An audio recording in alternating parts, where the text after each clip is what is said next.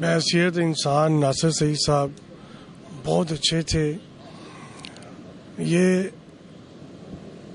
تاجروں کا بہت بڑا لاس ہے، ان کے گھر والوں کا تو ہے ہی ہے، تاجروں کا بہت زیادہ لاس ہے اس میں، کیونکہ وہ ان تک محنتی تھے. وہ تاجروں کی آواز ہر پلیٹ فارم پہ اٹھاتے تھے. کسی کو کوئی مسئلہ ہونا کسی مارکیٹ میں، فوری طور پہ انہوں نے پہنچنا، اس کو حل کروانا. میں سمجھتا ہوں یہ جو خلا ناصر سیعد صاحب کی وجہ سے پیدا ہو گیا ہے، یہ آنے والے وقت میں بھی اس طرح کے انسان جو ہے ملتے نہیں ہیں، وہ پر نہیں ہو سکتا.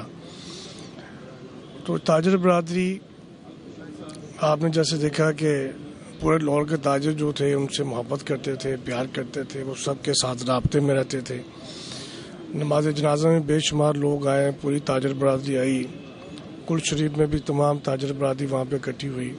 اور اسی طرح اب تاجر برادری جو لاہور کی مختلف مارکیٹس ہیں ان کے لیے اظہار ثواب کے لیے قرآن خوانی کروا رہے ہیں.